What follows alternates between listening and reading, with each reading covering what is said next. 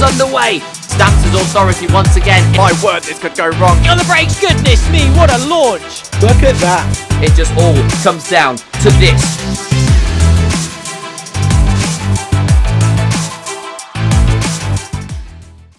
Well then, ladies and gentlemen, the next chapter in our APC history is about to be written. Welcome along to the penultimate round of the season. Today we'll be taking to the Qatar Grand Prix circuit. My name is Joseph Black. Alongside me will be returning Owen Boldero. Owen, welcome along. Of course, you weren't here last week. I was joined by the wonderful Tom Knight. At one point, it was looking like an even better commentary lineup than we normally get with Tom Knight and potentially another very huge commentator in the scene alongside him. But you ended up with me, so I vaguely know what is going on. But yeah, last week, it was an interesting race strategy-wise, as it always seems to be in APC, around Brazil this time, after, just a couple of interesting moments, it's fair to say. But how are we looking forward to this race around what appears to be Dan Riley's stomping ground, Qatar? Yeah, well, hello, Joseph, and it's good to be back here in APC for, as you said, the penultimate round. Qatar, a very different circuit by nature to Brazil. You know, the way you set the car up is a complete contrast, much higher wings than you would at Brazil. But yeah, last week's race proved to be a race more of strategy than out-and-out pace, as you said. So it's going to be very, very interesting, and I think this one could end up going a very similar way in terms of strategy, because it's a very, very split one when it comes to sort of tyre strategy and that. If you're on wheel, you can one stop, but if you're on controller, you definitely can't, and you're going to end up going for the two stop. So I think it's going to be a bit of a split one for a lot of the grid here tonight. So yeah, we'll see. We might end up with two trains here today. Yeah, welcome back, the controller hater. After we had TK, who I think was a little bit more diplomatic about his opinion last week. Great to be back with somebody who hates the controller and, of course, not a particularly big fan of the F1 game on a day where there is big news for next year's game, but we'll get on to that later on. Head into the qualifying session for the race that we have today, and the first ones are just coming to a close, or for some drivers just coming to a start. Brian Moore, who you just saw, was going to start his lap, and Dan Riley is heading through the first sector. He's got high hopes for today. He is potentially feeling a race victory. We spoke to him last week about it, and he mentioned about not necessarily being very confident, but looking at everybody else's times, I think he's starting to feel a little bit more interested in the way that this race is going, as I think my game might be really low, I think, or maybe the camera was just really far away. Yep, it's really low. There we go. I'll turn that up and we'll go back to it. I know what Kyle feels like about my audio levels. But yeah, we'll do that, and then we'll get the full track map up so you get to see the circuit that they'll be contesting around today. And Dan Riley setting his first lap on here. There's a couple of drivers who are feeling a lot less confident about it, but he's certainly on a high. Yeah, definitely. He will definitely be on a high. And as you mentioned about Kyle just a second ago, to add insult to injury for him today, he's just spilt a drink as he's got into his play seat. So a day not gone well for Kyle so far. He's been very, very rushed, as Dan Riley there puts in a 21.86 tenths faster than Ollie Matthews in the Aston Martin there. But yeah, Kyle been very, very rushed today, and that's just kind of the insult to the injury for him. And I mean, he didn't even get into the practice session in McLaren because I was busy doing something, and in that the other people in the session readied up, and it shoved me into McLaren alongside Connor, so he was not able to go into McLaren. So it's not been a good day for Kyle so far. Yeah, he's going to hope that he's saving up his luck for later on, but we'll see whether he indeed is saving up that luck for later on as we progress through the session. At the moment, the first few laps have gone in, and it is indeed Daniel Riley who's gone up to the top with a 21.821, who is going to be 6 tenths and some change over Ollie Matthews. Most of the drivers filtering in the 22s. Dan Riley 21.8 is the lap time that he's set so far, which is a very strong one that will set the tone for the rest of the field. Harry Jennings, he's going to be heading through the second sector. We'll see what time he's able to set as we've got a couple of drivers still on their laps. Paul Garun coming around the final corner to start his one. And who else is on a lap? Is that going to be Luca Serafini in the final sector? Yes, it is indeed, but he is invalidated. He's actually in the first sector. It's his teammate who is in that last sector, but he's invalidated, so he won't be setting any lap times anytime soon, at least on this run. Around the final corner comes, I believe that's Ethan Shackleton. Indeed it is, and he will be setting his first lap of the session after, he's not in the championship fight anymore, but he puts himself up to the front row of the grid, so still looking to impress at the latter stages of this season. Yeah, definitely. And sorry, I'm just going to drag the conversation a little bit off track there. How has Harry Jennings not just invalidated his lap?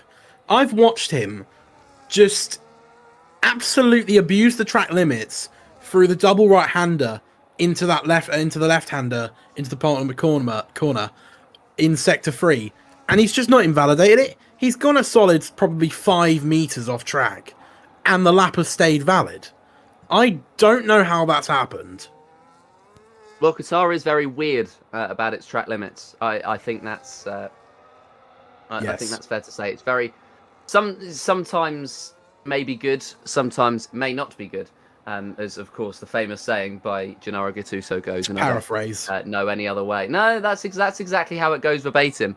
The next driver's still on their laps. Paul Garang will be the first one to the line, I think, unless Lucas Erracini around the final corner is able to do anything to improve on his lap time. Indeed, he does come into the pits, and that's Burt Welly, his teammate. So that's a misadjudication, but Burt Welly into the pit lane, and he will be making a switch to another new set of softs after that 1:22 lap time that he's just set. That's pretty decent. Paul Garang in that second sector right now, and hoping to find some time on his lap as well, because he's not got something so far. And the pace that he's been showing over the last few weeks has been really challenging Andrea Chenkovan, and it's been really promising to see somebody else challenging. Of course, Andrea has been pretty dominant all throughout the season, and it wasn't really a title fight that was ever on between himself and Ethan Shackleton. But now it's an opportunity for us to really see what he's going to be able to do towards the end of this season, when there's no pressure on him. There's not been any pressure on Paul Garang for the whole season, really, but there's no pressure on him to impress. We know what he's capable of, and at the moment he's slotted himself up into 4th place. So that's what he's capable of in the first runs here at Qatar, and he'll be hoping, I think, for better in the second, but it's still a pretty decent banker. Yeah, very good banker time. 22.191 is a very, very solid time. I mean, with how track evolution is at Qatar, it's pretty significant, I think it's fair to say. You know, with it being a night race, grip is generally lower than if it was in the day. So track evolution combined with the fact that, you know, as we get more drivers going through the session, they're going to get more confident with the conditions. So there's probably big improvements coming for not only obviously Paul Garang, but the rest of the field. But I just want to pick up on, again, Dan Riley. That lap time of 21.8 is unbelievable for a banker lap, as he now starts another flying lap, his second one of the session into turn 1. And I mean, it's the first time we've seen real pace. As I say that, and Andrea Chenkovan puts in a 21.2, but it's the first time we've seen some real strong pace from Dan Riley this season. You know, he's had his moments, but he's never had a race, like a whole weekend, where he's been on it. So I think, could this be the weekend is the question. Very potentially. It's been very weird, because he's led a lot of races in the latter stages of the season. I'm not quite sure why. He necessarily has such good lap 1 pace, and he's never able to back it up. It always seems like that's the case, and he'll be hoping to change that today. As you say, Andrea Chenkovan was the driver who went up to the top. We'll see Dan Riley now heading through the second sector, as you mentioned him, and he will be hoping to improve. He'll be hoping to catch up to Chenkovan, and now the gauntlet's been thrown down from the Croat, and Dan Riley's found 2/10 in the first 2 sectors. It's promising, but there's still a little bit of work to do in the final one if he wants to be anywhere near Chenkovan. It's a very high bar that has been set from him, and around the final few corners, Dan will come. He is feeling so very good about this race, and I cannot emphasise that enough. It's this, and then it's Abu Dhabi, where he is feeling his best. Up to the line then from the Mercedes, and it's a 21.685, so a little bit of time lost in the final sector, so there's still a bit of room for improvement. But again, it's one of those situations where he'll be disappointed in the lap, but it still improves on his second place, and it keeps him there for now, but it establishes his position there a little bit more, almost bang on 4/10 in behind Andrea Chenkovan. It's just under 4/10, 0.038 is what he has, and the gap between himself and Chenkovan is it's bigger than the gap between himself and Ethan Shackleton, but he'll be hoping to change that soon. And, well, he'll be hoping to close into the final runs I think we're about to be getting into. And we will see what they're going to get the opportunity to do. I'll run off a few of the driver updates that we've got straight away, and we've got actually a couple of cool graphics. It was introduced last week, and TK, who is a producer on the F1 Creator Series, got the opportunity to test them. Now that he's tested them and shown me how he's done them, we're going to try and see whether we're going to be able to implement them as a full-time thing. Ethan Shackleton, the first one, we're watching him get wheeled into the pit lane. He isn't feeling anything about the last race. He went on holiday to Tenerife since he last raced, so I hope he enjoyed that, and he's excited to race again after missing last week's. His expectations, though, are not too great. His pace around Qatar is usually poor. However, he does really enjoy the track's flow, and I think that's fair to say. I think it is not necessarily a great circuit for racing, but oh boy, is it fun. Yeah, Qatar is a fantastic circuit. I mean, it's not a Formula One circuit by nature. It's more of a bike circuit than anything. Of course, MotoGP come here quite a lot, but it's just got such a nice flow to it, especially that first sector. You know, it's just, there's such a rhythm to it. I think part of what gets you pole at Qatar is finding that rhythm that gets you, that just hooks it up for you. It's just such a flowy circuit that, just one slight break in your flow could completely just screw your entire lap up on the spot. Yeah, and if you get thrown off the flow, then it could really, really cost you. Like if you make a mistake, if somebody pushes you wide, then it's very difficult to come back from that. And track limits, of course, will be a big talking point. As well, if you run off the circuit, of course, you'll pick up track limits. Kyle Stewart-Woodard goes in 11th place at 23.201, is the third slowest time of all, in ahead of Brian Moore, who's not improving, and Harry Jennings, who is in the pit lane, whereas Lucas Aracini, well, he's on an in-lap after setting a 22.551, and he came in to the interview room earlier on. He is feeling very good about the previous race that's happened, and well, he's also feeling very good about this race, feeling very quick, but a lot of track limits expected. He's expecting to get P5 to P7 in this one, and he just wants to have some good battles, which is fair enough. I think at this point in the season, when you don't really care about the championship, that's exactly what you want. Speaking of the championship, I'm going to throw you over to the champions graphic, and the champions graphic that starts off with the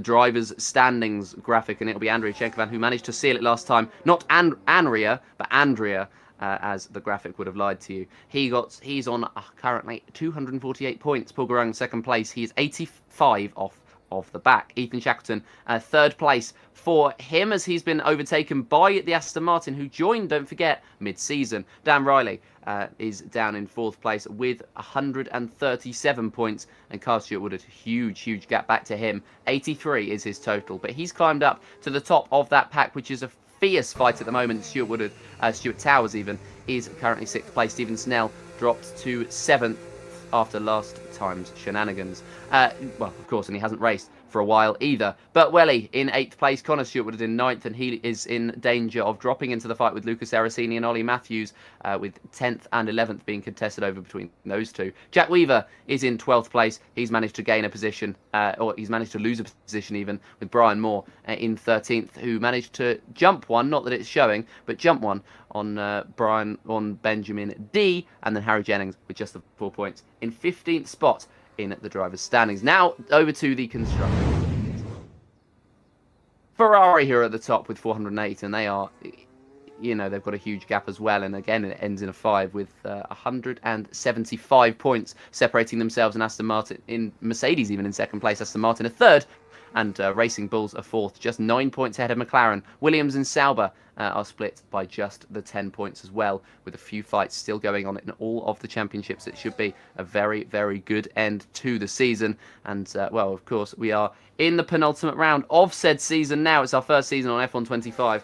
And, well, judging by the game's development, it's not going to be the last one on F1 25, based on the latest news that came out today, which is interesting to see, I think it's fair to say. I wonder what your opinions are on it, because Well, we'll be going on this game again, just with a DLC for the next season of APC and for the next season of Formula One.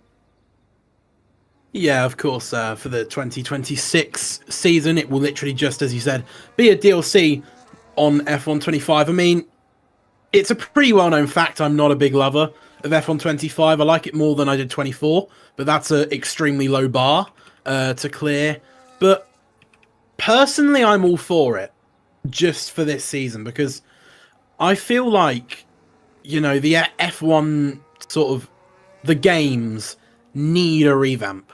The formula isn't working, and the handling has just been going downhill and downhill and downhill since F1 2020. Just when it looked like they'd started to get a handle on how the ground effect cars should feel in F1 23, F1 24 came along and threw an absolute spanner in the works, which in 25 they still didn't really recover from.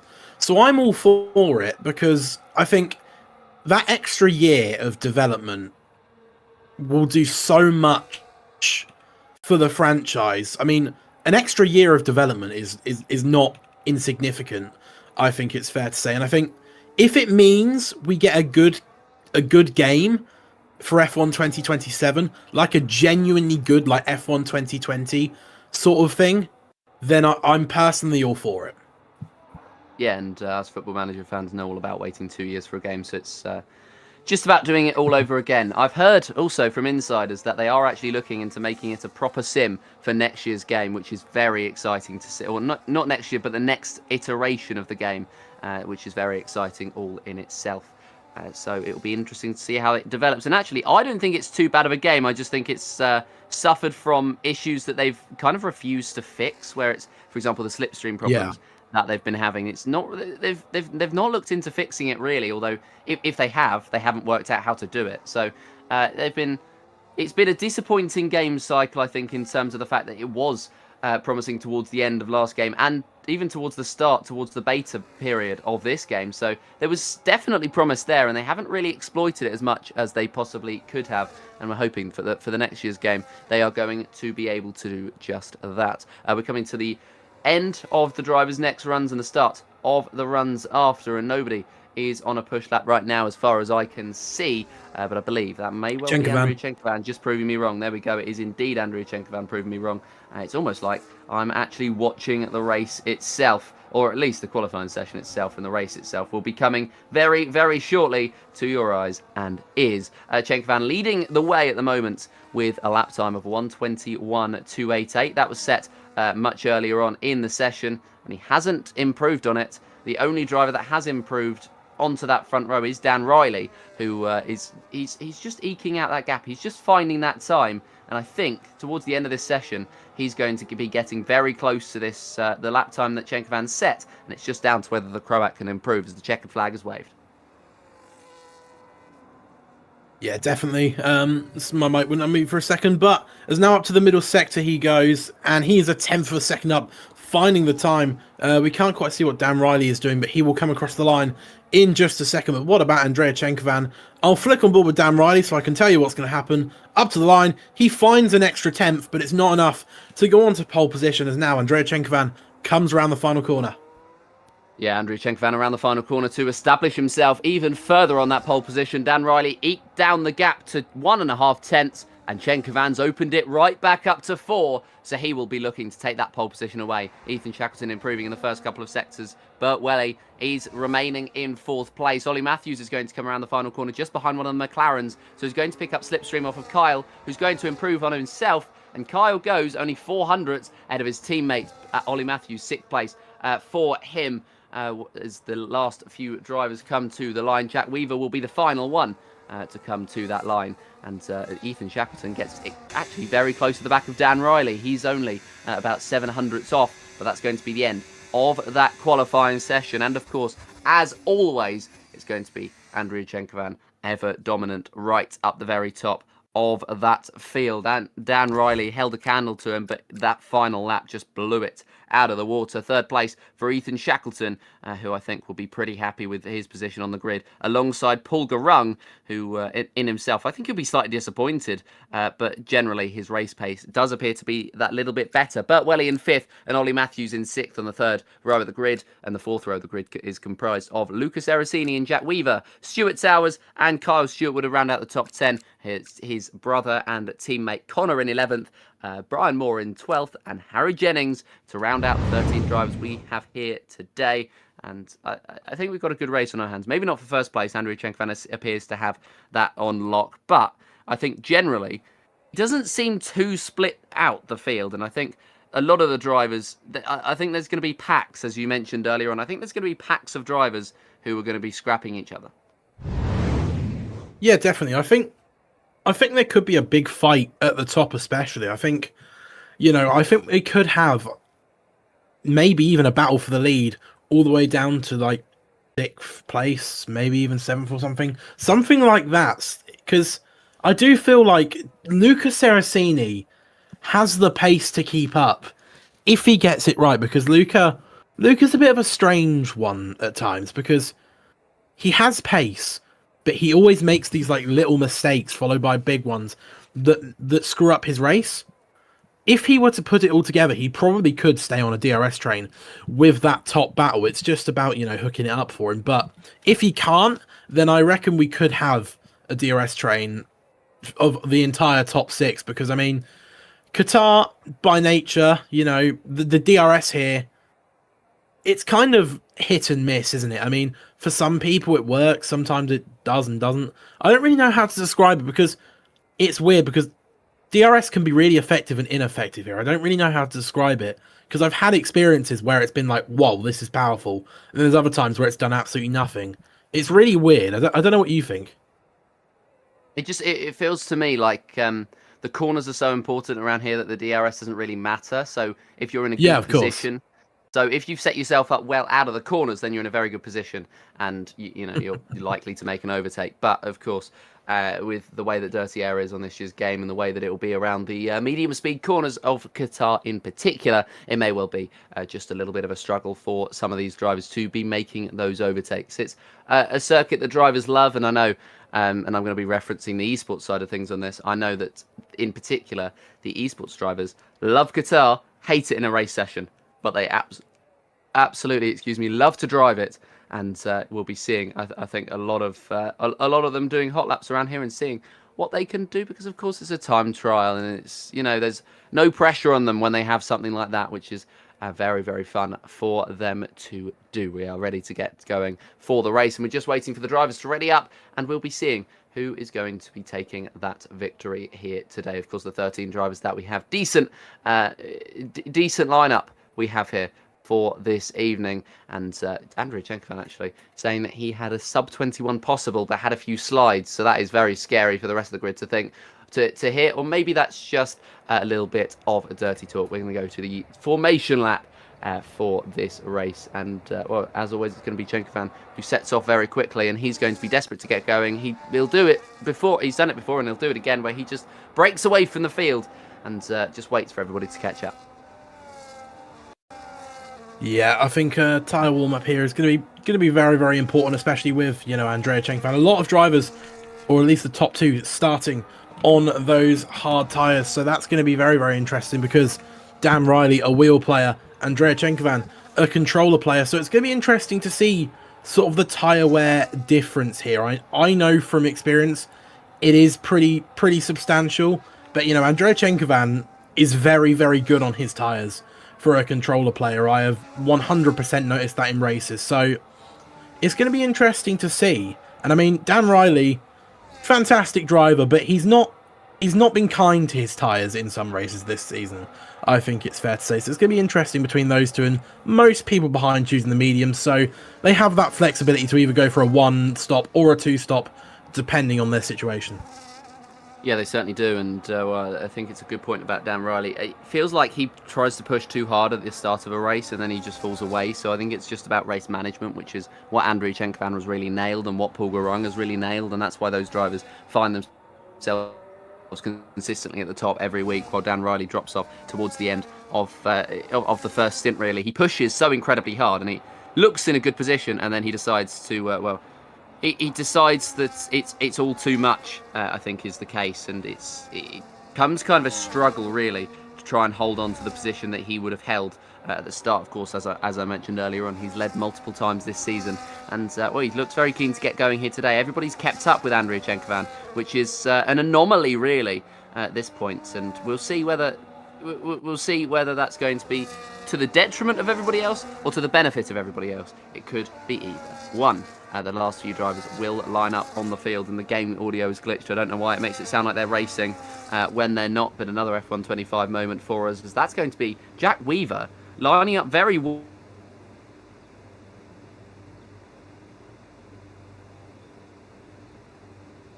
first corner and be on the outswing on that inside. He's starting from 8th place, and we'll wait for everybody to be filtering through towards turn 1 to really see what everybody is capable and choosing to do, as I've disconnected from the lobby at a really bad time. I'll just talk over what's going on. So Dan Riley has got up to first after turn 1. He got a really, really good launch off the line, is up to first place, further behind Jack Weaver in a battle with Kyle. Let me know once you're back in. There's a free wide between the RB and the two Saubers. The two Saubers just about working together, come out on top. But now side by side into the double right-hander. There's contact between Luca and Kyle, with Kyle spinning into a half spin, just about manages to keep it. Doesn't lose too much time. It's about a second behind the rest of the field at the moment. But now with that, and now Paul Garung has gone round as well. I'm not 100% sure what happened there. I was focusing on the back, but Paul Garung now in dead last because of that. But Dan Riley has managed to break away at the front, 8 tenths clear of Andrea Chenkovan at the moment. So that early pace that we talked about that he could have has once again came to fruition and is out of DRS pretty much on Andrea Chenkovan. Burt Welly sat right behind Andrea Chenkovan at the moment, 3 tenths back as we head towards lap 2 onto the penultimate corner now. And now we are going to be able to get pictures from the Losail International Circuit finally. There you go, ladies and gentlemen. This is the race that we were waiting for, and it's a shame that we missed the first lap, but we rejoin with Dan Riley, as he has done many times this season, in the lead of the race. Andrea Chenkovan second place, and well further down, Paul Garung, of course, trying to recover from that start. He's trying to get through on Mr. Taddo on the inside line. Harry Jennings succumbs to position in the end. Paul needs to get through on Carl Stewart Woodard as quickly as he can, because the DRS has been dropped already. Brian Moore also out of the DRS 1.6 off of Jack Weaver. So an interesting start to the race. Shame we couldn't see it. Ethan Shackleton outside of the DRS as well. So lap number 2 is starting to filter through, and I think this is where the packs are really going to start to build. Yeah, definitely. I think it looks like currently it's going to be a top 4. I said it could be a top 6, but Ollie Matthews has already broken DRS to Ethan Shackleton, so that top 4 is starting to break away. Stuart Towers behind is also actually losing DRS to Ethan Shackleton. So currently the second Ferrari is going to end up running in no man's land at this rate. Yeah, which is definitely not what you want to do, because you're going to lose DRS from everybody ahead, and you're also not going to have anybody behind to swap with as the fastest laps come in. Ethan Shackleton with it, and Andrea Chenkovan moving up to the lead of the race. This is pretty much the lap that he leads the race every single time, where Dan Riley pushes, tries to get the content and lead, and then Andrea Chenkovan retakes that position right back, as there is Paul Garung through on Carl Stewart Woodard, and he'll be hoping to recover his race from the position it was at, which is, of course, right down at the very back of this field. Ollie Matthews trying to pressure Burt Welly and hoping to make his way through. He's certainly looking like the quicker driver at the moment, and it's just about seizing his opportunity. He looks to the inside line, but Burt Welly just covering it off before it can really get started, and Ollie Matthews thinking the better of it for the time being. They head through the second sector. I mean, there's not really any overtaking opportunities here, so it's going to be unorthodox, but the first overtaking opportunity he went for was very unorthodox, and it's pretty important he gets past, otherwise he's going to drop the DRS on Chenkovan and Dan Riley as well, and indeed he has the next DRS detection zone. Unless he's able to get back into it, he will be without DRS. On the inside still, no opportunity, no doing for Ollie Matthews right now, and he'll be very frustrated on the back of that V-carb. Yeah, but it's not quite a disaster yet, because Burt Welly is only 1.1 off of the back of Dan Riley. So if he can stay close enough, if he can get past Burt Welly on this next straight, he will be back into DRS purely because of the fact that he is going to have DRS off of Burt Welly. As now, here we go. We see him overtake easily, and with that, he will get himself back into DRS, most likely on the 2. Well, not quite. I thought he would, not quite. No, because Dan Riley, of course, was dragged along with the DRS, and Andrei Chenkovan was dragged along by pure aura to remain in that lead and not losing any time to the cars that actually have DRS in behind. Lap number 4, of course, of 29 that we will be traversing around the circuit today. And, well, that's something that we'll be seeing a number of times. Time penalties coming in as early as lap 4. It's Carl Stewart Woodard who picked one up. It was Jack Weaver who picked one up as well.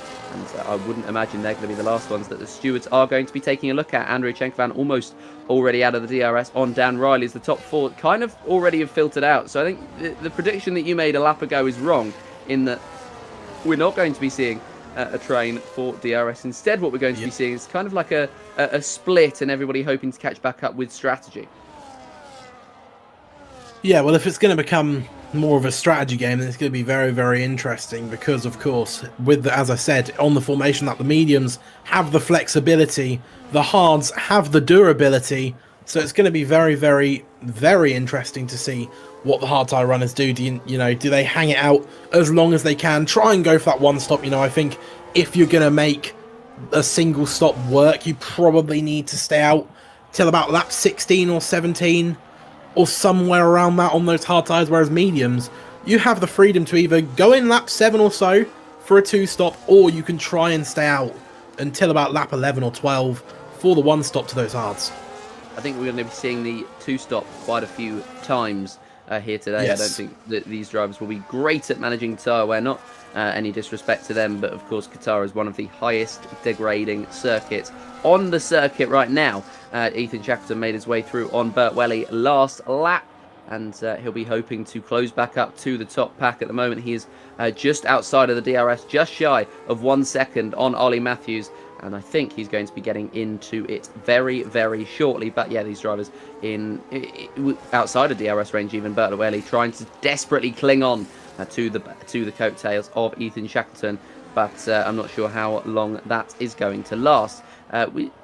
Pretty much everybody outside of DRS, really, but I mean, the interesting one will be avoiding penalties. Generally, the person who avoids the penalties is in the best position to take the victory, and I mean, at the moment, it's very much looking like Andrei Chenkovan is going to avoid the penalties. Dan Riley's avoiding them at this point in time, and it looks like it's the drivers further down the field that are going to be falling victim to them today. That is because Connor and Kyle Stewart Woodard and Jack Weaver and Harry Jennings have picked them up, as that is Ollie Matthews out of the session. Now that could play a huge factor in this race, as now Ethan Shackleton is all over the back of the Aston Martin and goes through. Burt Welly's disconnected as well, so maybe it wasn't my internet problems, maybe it's just some lobby issues, but 2 drivers who have disconnected from very good positions. That promotes Ethan Shackleton to 3rd place, and Ollie Matthews already out of the DRS. That's unfortunate for both the Aston Martin and the V-Carb, but they weren't going to be able to hold the fight here today. On merit, really, it just comes down to having internet problems, and Burt Welly's teammate Lucas Aracini has made his way through on one and will make his way through on the other very shortly. Indeed he does, and he's through. And, well, Stuart Towers is going to get through on Burt, who is falling and falling and falling down the order, as Jack Weaver and Paul Garung are now locked in battle. Paul Garung did initially make that move through, but it didn't end up working, as that is Ollie Matthews back into the session, and hopefully right back onto form, as Weaver is going to get through on Paul Garung. Paul, I think, getting a little bit tangled up in Burt Welly, who's just rejoined the circuit. But yeah, just a little bit of scrapping out there at the moment for these lower echelons of the points. Yeah, definitely. Sorry, I was just trying to get Ollie Matthews and Burt Welly back into the session. I don't actually have Burt Welly added, I don't think. So I'm just going to have to very quickly take care of that. Oh, is he back in? Is he? Back in. Yeah. Oh, perfect. I knew Ollie got back in. I didn't know about Burt because he's still ghosted. So I thought he wasn't in yet. At least I saw him get back into the session. He might have disconnected again, but I definitely did see. Oh yes, he's back. Burt Welly's back in. Yeah, there we go. And well, that's. I mean, it's a good sign for Burt Welly because he was running pretty decently in this race, and he'll hope to come back. And of course, not a good sign that he disconnected in the first place, but a good sign, a good indicator of pace.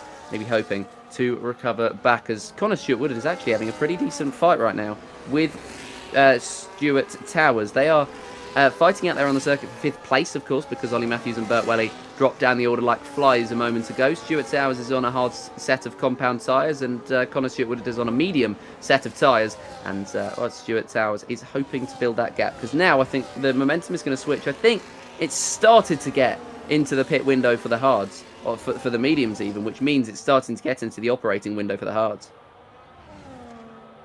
Yeah, 100%. It's sort of in that crossover point. You know, mediums don't particularly have much of a lifespan at Qatar, as you said. A very, very high, very, very high tyre deg circuit. I mean, a 1-stop I have seen people do, but you know, it's probably more likely going to be a 2-stop for most drivers in this race. But one thing is going to be very, very interesting is there's a couple of drivers, because of those disconnects, they're a little bit higher than you'd ordinarily see them. It's like Luca, for instance, currently running in a good 4th place. Paul Garung, that has helped him massively, those disconnects. Back up to 7th place now after a very, very poor start. And he has his teammate, Ollie Matthews, with him. So maybe the 2 Aston Martins can work together, because they're not dramatically far off of being towards the podium places. They're only about 6 seconds or so off the back of the podium places. So they could maybe work together here to elevate themselves up the order a little bit.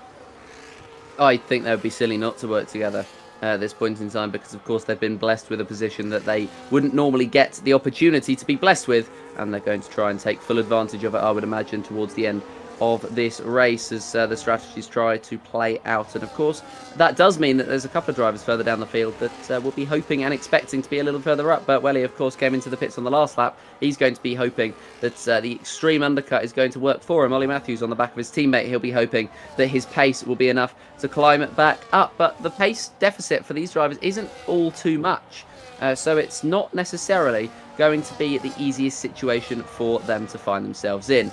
We are on to lap number 9, so about a third of the way through this race already. It's flying by, and well, it's looking like the pit window, the pit strategies have already to come through, as that's going to be the second driver, Jack Weaver, into the pit lane on lap number 9 of this race. And that's the inside line for Connor Stewart-Woodard into the first corner on Stuart Towers. He's able to make the move, but is he able to confirm it around the outside? Not quite yet. It's the inside line that beckons, and it looks like in the end he has actually been able to confirm the position. Stuart Towers holding on ahead of Connor Stewart-Woodard, and that opens up the inside line to Paul Garung, who's going through, and he is going to be able to confirm it. So that's a very, very good move there. And well, the fights are still on. Connor around the outside.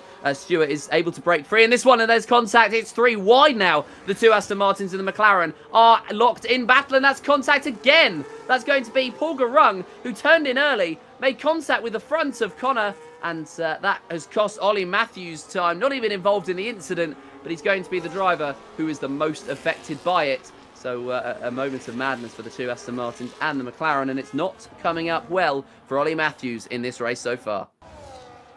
Yeah, 3 do not go into 1. I think it's fair to say it's every time you see a 3 wide at a corner like that, it's almost inevitable that something is going to happen. I think Paul Garung tried to turn in to try and get the switch back on, of course, Connor, but whether or not, how aware he was of Ollie's presence, I'm not too sure. But yeah, very, very weird incident as Luca now peels into the pit lane on lap 10 of 29. So, in the middle of the window, I'd say, you know, do you reckon he can one-stop it? I think there's going to be a few drivers that try it. I think it's definitely the possibility that some of the hard runners are going to try and one-stop it at least. Maybe, if not the medium runners as well. I think it's just about managing this first stint, of course, when the car's a little bit heavier, and we'll see what they do. Everybody's outside of DRS apart from Connor on Ollie, and well, they'll be hoping that they don't come to spats, come to fights at any point on this circuit still. But yeah, we are still a third of the way through this Grand Prix. And well, lap number 10 of 29, Andrew Chenkovan leads the way, still a 5-second gap eked out to Dan Riley, and it's a 4.5 gap between Riley and Ethan Shackleton, as the first few pit stops did come in, and Burt Welly's 2-lap undercut has not paid off for him. Jack Weaver remains ahead, as that's a 3-second time penalty for Dan Riley. Could that come back to bite him at the end of this Grand Prix? I think it possibly will, with Ethan Shackleton's pace, just trying to remain in there. And yeah, I think that might come back to bite Dan Riley pretty hard, as Burt Welly is on the back of Jack Weaver now, and they're both trying to catch up to Luca Seracini, who's of course having a great race, the race of his season so far, and he'll be trying to solidify a strong position at the moment. He's the leader of those who have come into the pit, and the undercut will give him a big benefit, so it's looking all good for Luca Seracini if he manages to avoid any mistakes. Yeah, good race from him so far, going to get a very, very nice undercut on the rest of the field. But going back to what you were saying about Dan Riley, whether it's going to cost him or not, I think it will depend on this next stint, because of course Ethan Shackleton is on those medium tyres, so he is probably going to be into the pits probably this lap. So it's going to be about, his pace in comparison to Ethan Shackleton, because Shackleton's going to get a very, very big undercut. And it will come down to sort of, how well he can minimise the undercut, I suppose.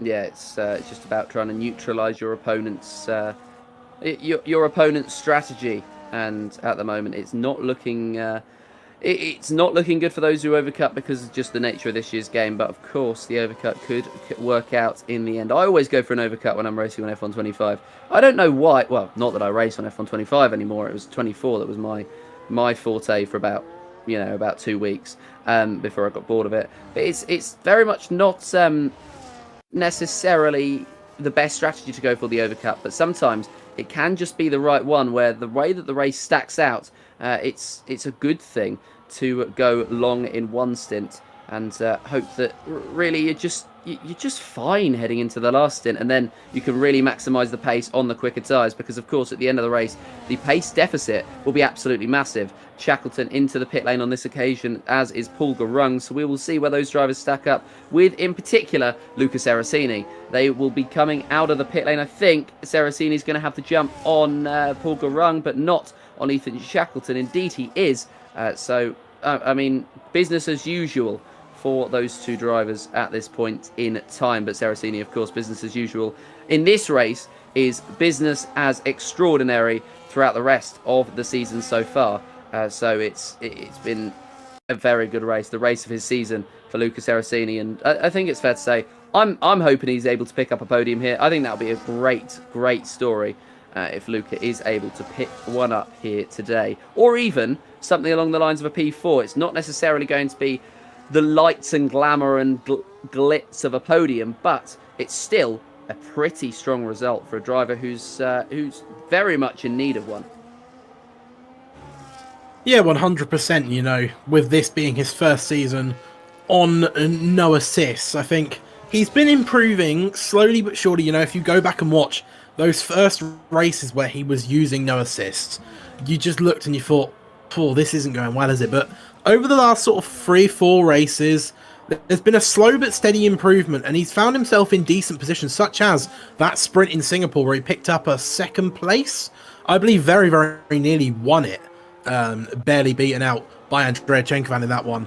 But yeah, I think it'll be a great story for him if he could get that podium today. Yeah, it certainly would be, as he jumps two more drivers, Ollie Matthews and Connor Stewart-Woodard, in the pit lane, and he moves up to 8th place. Nobody in DRS at the moment, but I think that's very shortly going to change, as Ethan Shackleton is closing on Andrea Chenkovan. Brian Moore, not quite the same driver, of course. Brian, a superb commentator, not tuned into one of the Console Tier 2 streams yet, but he's doing very well for himself in the World Online Racing, and potentially lucky to get the opportunity that I waited like 6 months for, but it allowed me to hone my skills and get to where I am today. And maybe one day you'll be seeing Brian Moore in the very same commentary box here in the Almost Pro Championship. That would be a devastating lineup, I think. Yourself and Brian Moore, that would be very interesting to watch. Shackleton desperately looking for a move, and that's going to be running wide from Brian. Stick to the comms box, mate, because you've just been absolutely wiped to the floor by Ethan Shackleton, who makes his way through to 6th place and sets his sights on Harry Jennings, the next Brian's driver got a puncture in these hard compound tyre runners. Yes, indeed he does. Brian Moore has a puncture, so maybe the two-stop is the only viable strategy. It's certainly looking like it for Brian Moore, who tried to stretch this stint, and well, that's going to send shockwaves through the field of the drivers who are on the harder set. And I'd imagine we're going to be seeing a flurry of action in the pit lane. Yeah, well, that's pretty much expected. I did a race with Brian at Qatar. He goes flying off the circuit there. I was on board with Connor, and I've just seen him get absolutely sent to the dark ages in front of Connor. But yeah, I did a race here in another league with Brian. We were teammates, and for me, I mean, I'm a little better on tyres than Brian is in this game. I'm not great, but I'm a little better than him. But hards for me I only got them to do 12 laps, and I was at 75%, and I was like, I'm not even going to risk going into puncture range, because if I get a puncture, then that's just race over. So I pitted, and so I'm not surprised that he got that puncture after 13 laps on those tires. So yeah, unfortunate, but play stupid games, win stupid prizes. Certainly so. He tried to extend his stint to hold it with everybody else, and in the end, it's actually cost him probably any semblance of a chance that he had from this race of picking up points. So it's unfortunate, but that is the way that it is. With three drivers close together on the circuit, Bert Welly, Jack Weaver, and Paul Garung. Paul Garung, who is on a set of the mediums, so be hoping to get through a little bit quicker on these drivers than any other.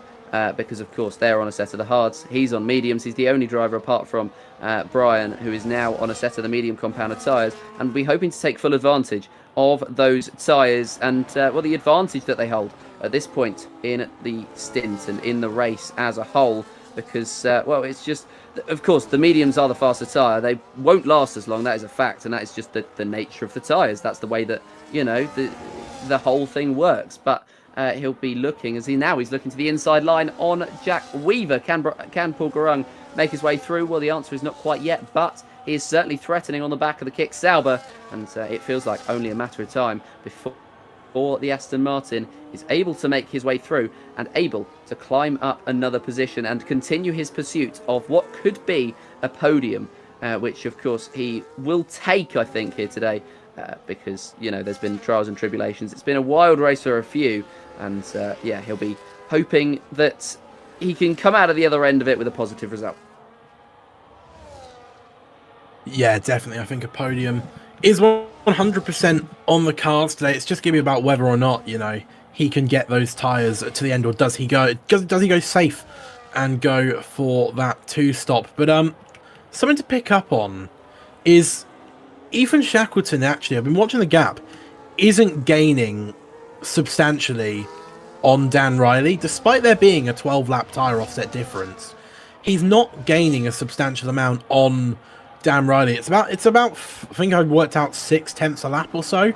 So it's not substantial. So Dan Riley doing a decent job out there at the moment of, as I said, minimising that undercut. Yeah, certainly is about a 6 or 7 tenth gap between himself. Exactly. They're going to be looking to try and overcome.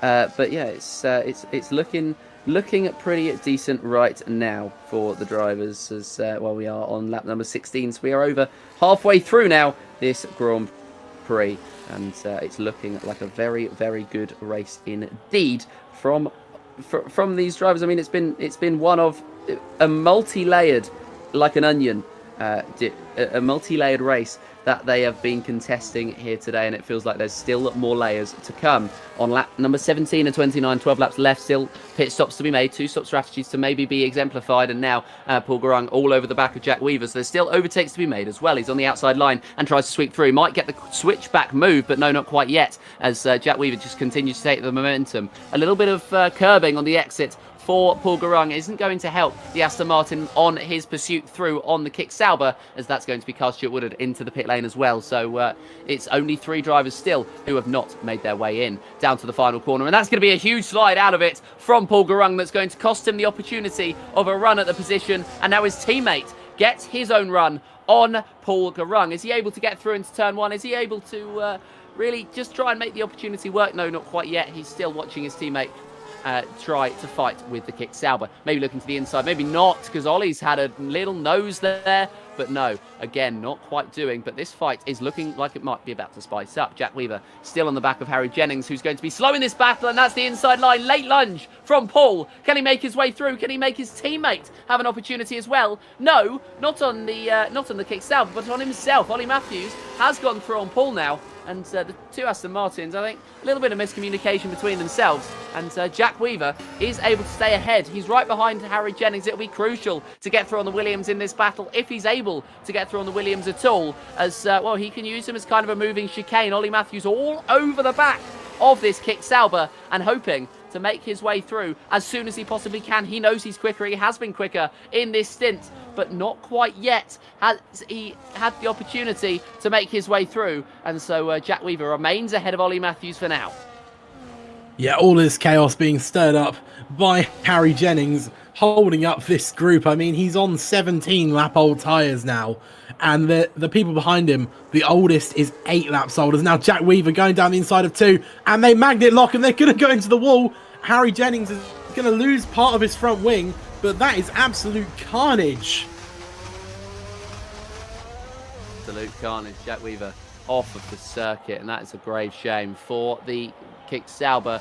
As, well, we've seen both of those drivers off of the circuit in that exact same spot at various points in this race, and well, that he's not even because of a tyre offset. That's just an incident that they've had on the race. But this has been one of the best races of the season so far, and it looks set to continue, as that is going to be yellow flag. Stuart Towers having a problem maybe, or is that Harry Jennings? It's Jennings, who of course has no front wing now, so of course he's struggling naturally at this point. And Jack Weaver trying to take out all of the brake boards, it seems, in anger, just a little, taking it out a little bit, create series rules, and well, he's just weaving to try and pick himself up once again and take his anger out before he fights with anyone. Chenkovan into the pit lane and back out, and I'd imagine he'll be in the lead, as he is now going to be. Well, Brian Moore was lapped. He's unlapped himself now, and Dan Riley around the final corner, but he's going to be Ethan's away from the Ferrari, who is out already onto the circuit. And well, Andrew Chenkovan doing incredibly well. He's eked out that gap to Dan Riley, as we'll see as he crosses towards turn number 1. The gap between them is going to stabilise at 7.4 seconds. So that's going to be a good gap from Chenkovan. And he's just going to try and increase that in the last 10 laps of this race. And it feels like every single race that we have so far is going to be a sort of like a victory lap for Chenkovan. Of course, only 2 left to go in the season, but he managed to seal this one very early. And well, Carl might get annoyed at me for showing this like this, because we had a conversation about it early, but he didn't reply to the message which I sent, as that might be Jack Weaver out of the session. Indeed it is. That's a shame to see the kick Sauber out, as Harry Jennings and Brian Moore, well, they're out. Brian Moore very down and out, but he's at least continuing. But Andrew Chenkovan wrapped up the championship last time out, matching. Oh, it's not shown on the screen. Hang on, give me just 2 seconds. There we go. I'll try and flash it on the screen like that. There we go. Andrew wrapped up the championship last time out. You can tell I'm not a producer, and Tom is the regular producer. Matching Stuart's record of 3 consecutive drivers' championships.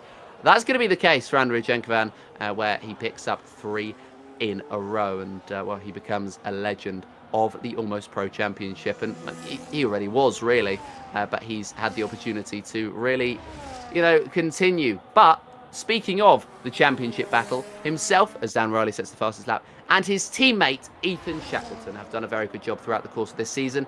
And well, in the words of Carl, who's made these wonderful graphics, Andrew and Ethan are the only drivers to have 4 consecutive teams championships in APC. And I imagine we'll be seeing them together heading into the next season, as Burt Welly into the pit lane. He is going to be committing to that 2-stop strategy. Nice little fact cards we've got going on. He wanted them full screen, but I think it makes a lot more sense to have it a little bit small. But speaking of Ethan as well, and well, of course, the points difference for them, and it's not going to happen. But Paul needed to outscore Ethan by at least 23 points to secure second place in the championship. It's not going to happen, of course, especially at this point when it's all said and done, really, in terms of the race. And, well, Paul is currently 10th place. But, I mean, that fight between these two has been fascinating, and it's going to continue to be fascinating throughout the rest of this season. Of course, not long to go, and there was 3 points between them as they headed into this round. Paul Garang had taken second place even for the first time last race out. And at the moment, it looks like Ethan Shackleton's set to snatch it right back. The gap was 3.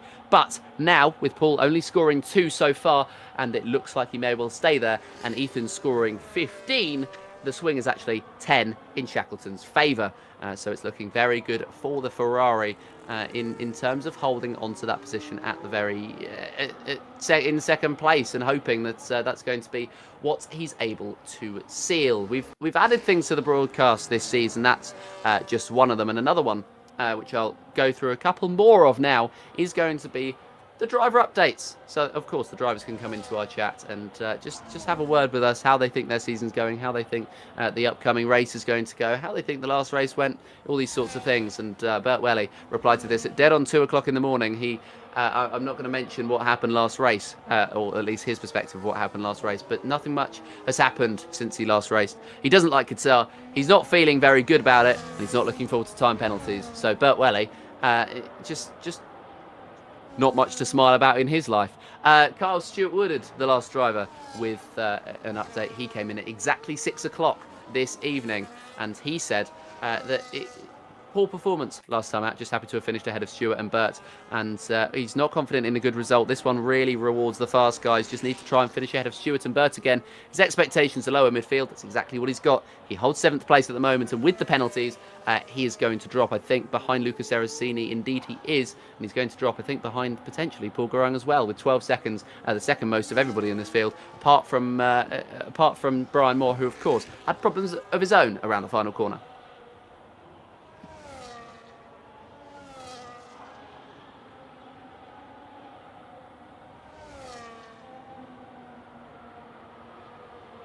But we will be seeing what happens throughout the remainder of this race with these drivers, because of course they may well not end up in the lower echelons of the points. Of course, Kyle with 12 seconds penalties. Of course, Paul could pick up however many around the end of this Grand Prix. I mean, it's a circuit that really does not reward pushing off of the circuit. You have to be very, very careful and very, very patient. As Bert Welly and Andrei Chenkovan, both 3-second time penalties added to their name, and Chenkovan, I mean, can I call it a mistake from Andrei Chenkovan to pick up 3 seconds? Because it's kind of par for the course here at Qatar that you are going to pick up a penalty. Shackleton, Ollie Matthews, Stuart Towers, and Lucas Serafini have done well to avoid it. I think it's par for the course, to be honest, to pick up 3 seconds worth of penalties. But yeah, it's a shame for him that he's not quite had the perfect run. But of course, the racing on circuit has been the most important thing, and he has absolutely nailed it today. Yeah, definitely. Well, I think a 3-second penalty in this phase of the race, it doesn't mean anything, but I mean, it technically is a mistake because you've abused the track limits a little bit too much. So the stewards have awarded you that 3-second penalty. So I suppose you can classify it as a mistake, but it's a mistake that isn't gonna throw anything up in this race at the moment as it stands, as Connor picks up another to take his tally up to 12 seconds now, matching his brother. Both McLarens having 12 seconds. Zach Brown implementing papaya rules to a T at the moment. Yeah, certainly is at the moment. Of course, they've had a lot of they've had a lot of switching so far this season, and it's been very interesting to watch them to continue to progress. And we'll be seeing Connor. I mean, of course, today he didn't have the greatest qualifying pace, but on the whole, he's had some very good qualifying pace throughout the course of this season. And well, 5th place on circuit at least is looking pretty good. Although Stuart Towers may well be ready to try to fight him into the final few laps of this race. Looking at the tyre difference, the tyre offset between the two, Stuart has much better tyres than Connor Stewart-Woodard, and he'll be hoping to get through 5 laps on the mediums against 10 laps on the hards, and well, it's just a 7/10 gap, but splitting the two at this point in time. The Williams is going to be hoping to take P5, and I mean, just regardless of which one of these drivers finishes ahead, it'll be a very, very good result for either of them. Yeah, definitely. Well, I mean, I think a P5 for either of them would be a very, very good result. You know, it's one they've both needed throughout this season. I mean, of course, the two McLarens not really in contention for it at the moment, so it'll be between Luca and Stewart at the moment. If Luca can get himself further up the order to challenge Stewart, that is at the moment, it's sort of sealed to be Stewart's, but with Luca on those much newer tyres, there is potential for him to get himself up the order and get onto that fight, but he has to get through Kyle, of course, first, who will probably, knowing Kyle, and, you know, he's a very, very solid teammate, he probably will defend this.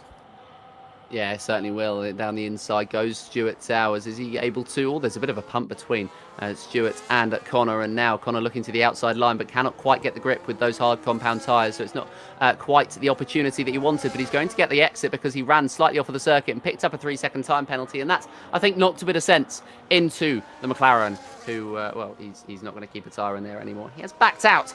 And that is going to be seeing them swapping positions, and Stuart Towers make his way up to a very deserved P5. 5 laps to go, and well, the Williams is in a very strong position at the moment to pick up 10 points, which will add to their tally.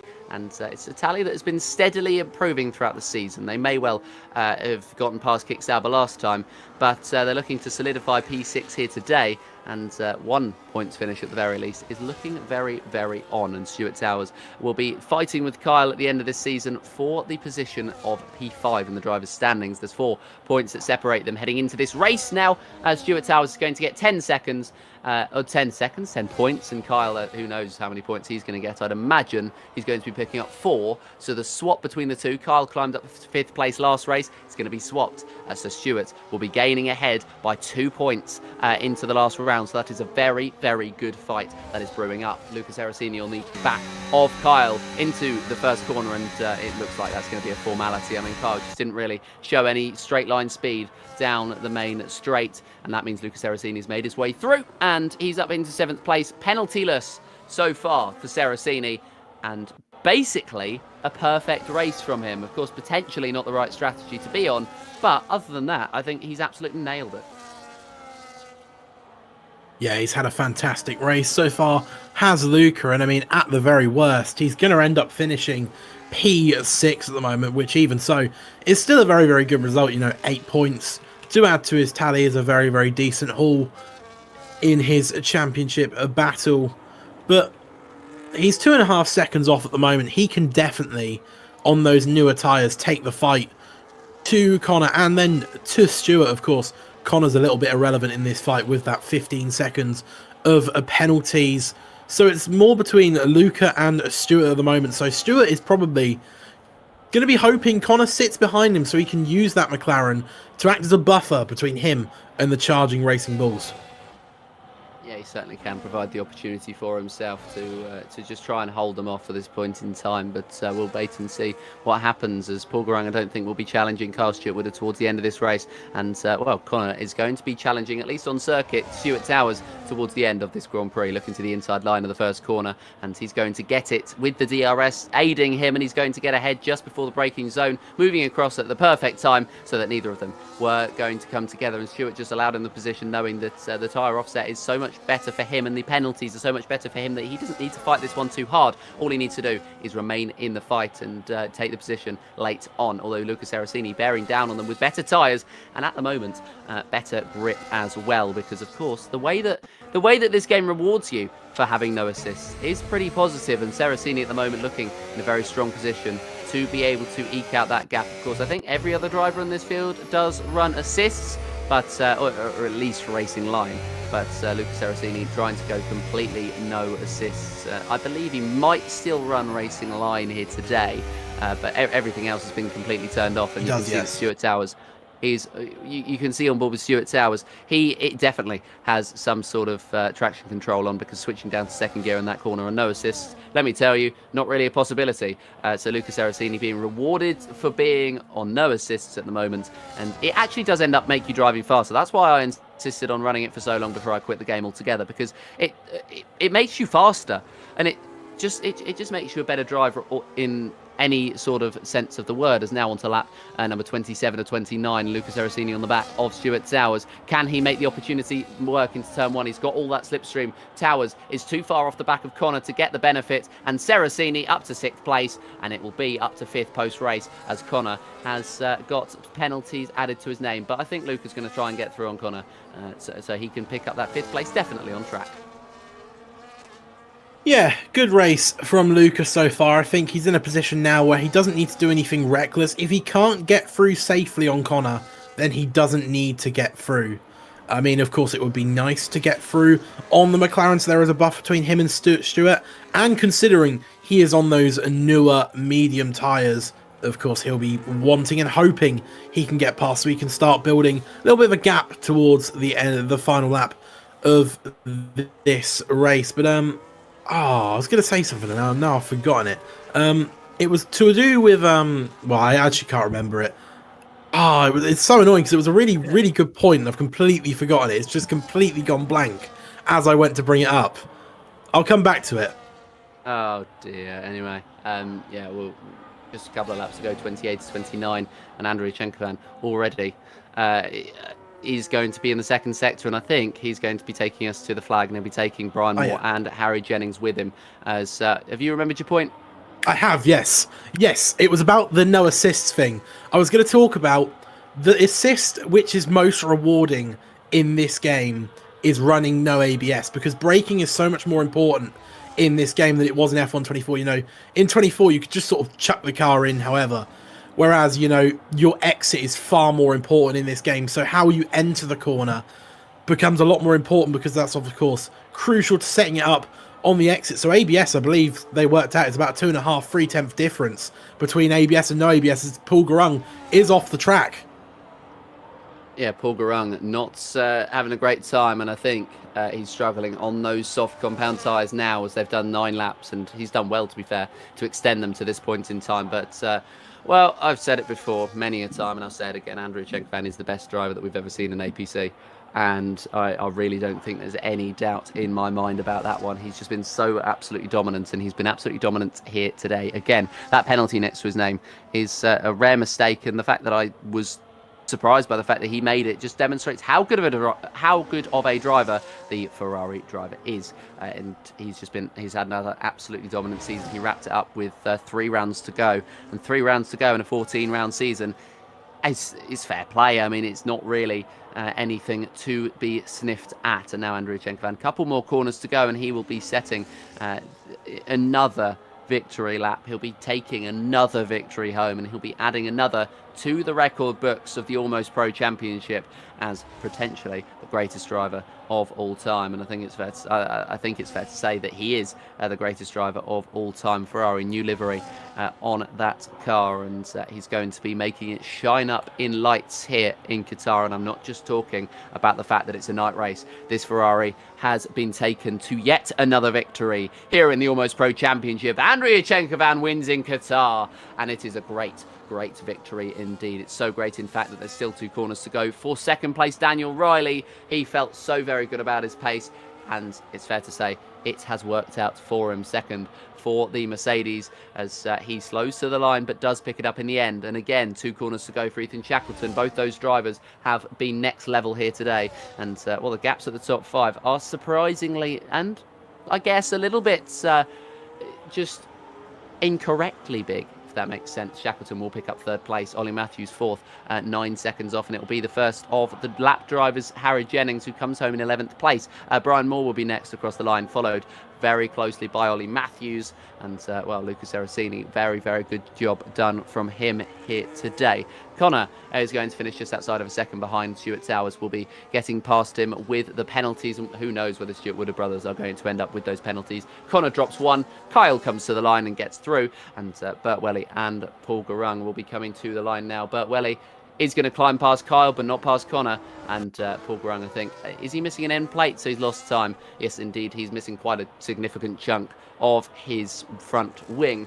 So he'll be coming across the line in the last position on the circuit, at least, because, of course, Harry Jennings and Brian Moore were a lap down. But that is going to be it for your 29 laps of the Qatar circuit. I'll run you through the order in a minute, and then we'll get the opportunity to speak to one of the drivers who did end up lapped, which is a rare occurrence in this season and in this championship. But it is going to be, as that's going to be the celebration, it is going to be the victory taken by Andriy Chenkovan. 2nd place going to Daniel Riley, 3rd for Ethan Shackleton, 4th for Ollie Matthews, 5th for Lucas Erracini, and 6th for Stuart Towers. Those were the only drivers within a minute of the leader.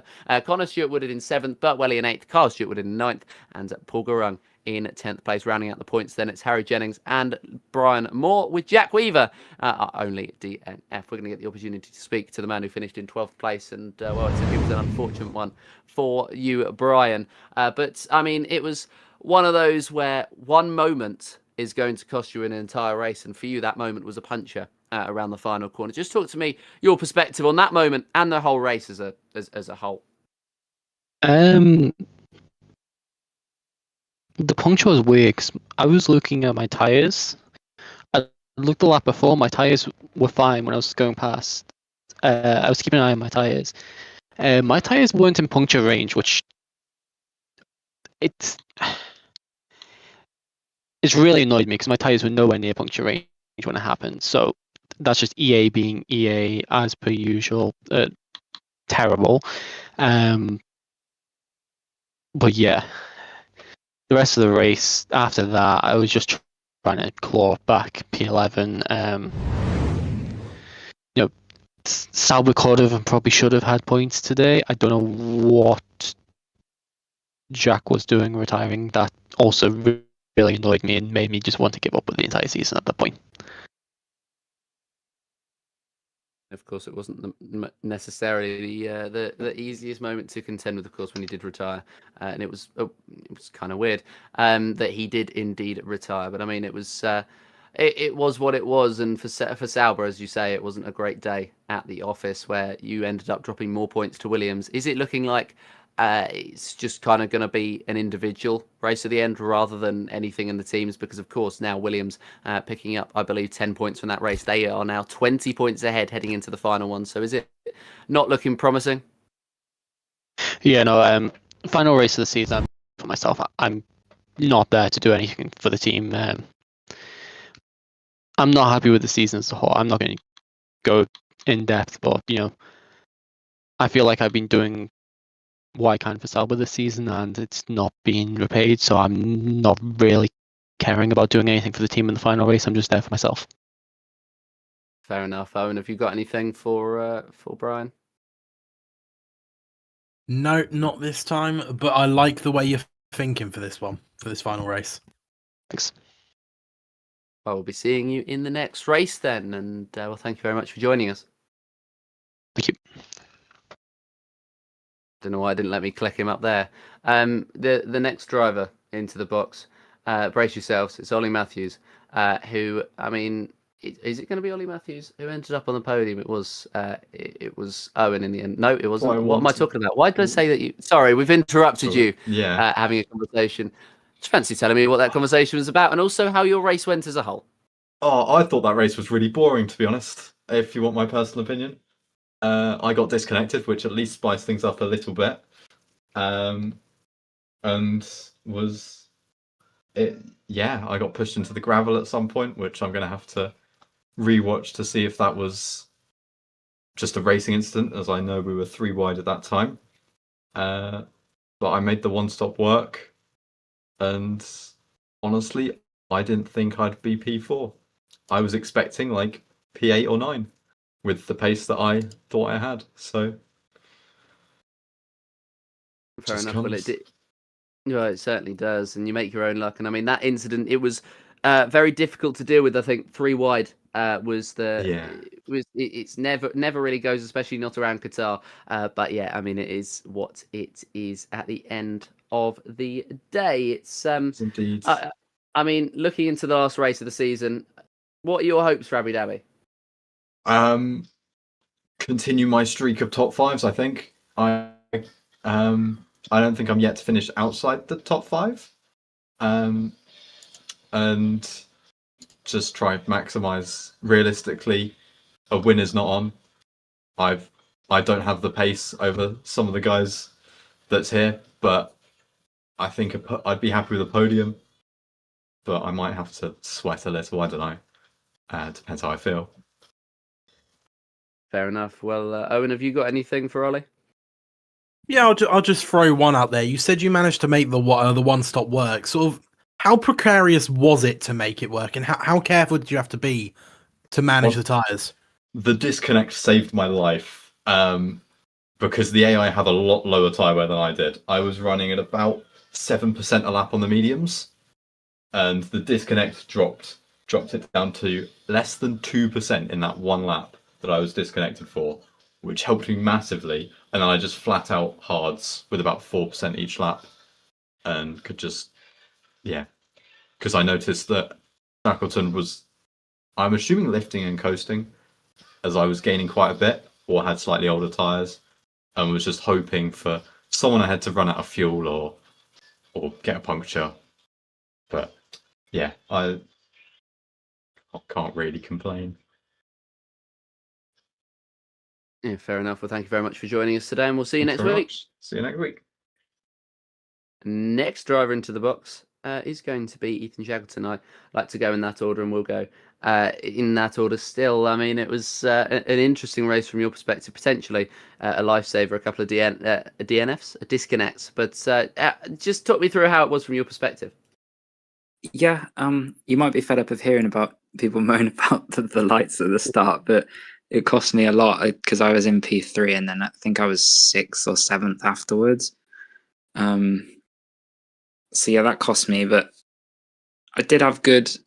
Well, recently I've had quite poor pace in the last few rounds, so today my pace was much better, and I was happy with that because I was able to fight my way back through to the front.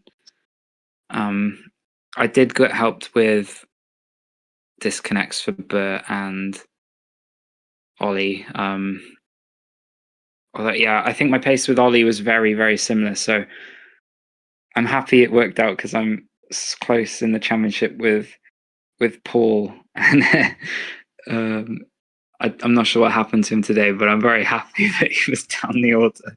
No offense to him, but it worked for me. A lonely race, though, from my point of view. I didn't have the pace at the front two, and because of the disconnects, the only person around me was Ollie, probably, that I would have fought with was quite a long way off. Yeah, that's fair enough. It was it was potentially boring race from the perspective of that, where you ended up quite far ahead. But I mean, Yeah, boring. Looking forward. Hey, boring but constructive. Definitely. I mean, a podium is nothing to sniff at. Heading into the last round of the season, then at Abu Dhabi, how are you feeling about that race? It's a track that I don't particularly like, but thankfully now I should have a bit of a points buffer over Paul. I think I'll be 11 points ahead of him, so it shouldn't matter too much. I'm feeling a lot more comfortable after this one. But traditionally, I don't go well around Abu Dhabi. No, fair enough. Well, hopefully you'll be able to overcome that, and we'll see you next week. Thank you very much. Cheers. No worries. It's been good to see. It's been good to see Ethan into the box a number of times this season. Last driver in then, and let's hope he's not midpoint. He's not. Well, we get the opportunity to speak to Dan Riley, who of course ended up second place. I mean, he was positive heading into the race, but just talk to me, Dan. How are you feeling about that one? Yeah, that was absolutely mega result.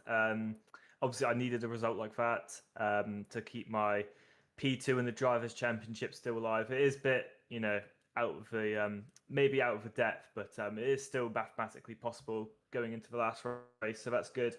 Let's start from the beginning. Quali was it was okay. I would have liked to be more at the front, knowing the pace I had, but obviously Andrea Chenkovan was just Andrea Chenkovan. You just can't beat him really. But yeah, I'm happy with P2 in quali. Then we get to the race start. I honestly don't even know what happened. I could have sworn it got to like 3 lights and it just instantly went. And then yeah, that had a lot of problems for a lot of people, but not for me. I literally overtook Chenkovan easily on lap 1. And then it was just about getting it home. Obviously, track limits is a major part that could decide a race like this. But I'm actually glad I only got like 1. I think I got 1, or was it 2? I don't know. But I didn't get very many, so I think it was 1 penalty I got, which was a 3-second time penalty. But yeah, I was miles away from Ethan, which is very, very good to see if I'm trying to beat him for P2 in the championship. But yeah, that was one of my best results of the season so far. Fair enough. Looking good for yourself for this race, and might be even looking better for the next race. How are you feeling about Abu Dhabi?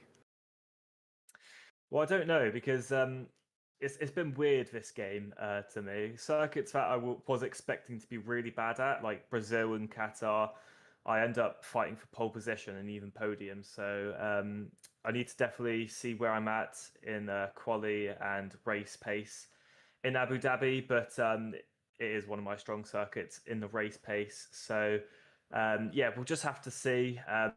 What I'm looking for is just getting ahead of Shackleton and Paul, so I can get second in the Drivers' Championship, and then also keep P2 in the Constructors' Championship with both Astons catching up on me. But yeah, we'll have to see what happens next week. Fair enough. Owen, have you got anything for Dan before we let him go? Yeah, I suppose I'll ask the same thing I asked Ollie. Ollie said he was saved when it came to the one stop by his disconnect. How difficult was it to make the one stop work for you? Surprisingly, that was the easiest one stop I've ever done in this game. If you look at one stops in the last game, which was F124, it was it was easy for some circuits, but it has been absolutely impossible for me in F125, and I just actually was so confused when people were complaining about the one stop. The mediums were so good to me. Honestly, I couldn't believe that I was so fast in them. So were the hard tires as well. But that one stop was the easiest one stop I've ever done in my life. So yeah, that was very, very happy with that one stop in general. Fair enough. Well, thank you very much for joining us today, and we'll see you next week. That's all right. Cheers. Thank you. See you guys. Oh, I thought I cut him off. I didn't in the end. But yeah, there we go. That is going to be the end of this broadcast. 29 laps of the Qatar Grand Prix.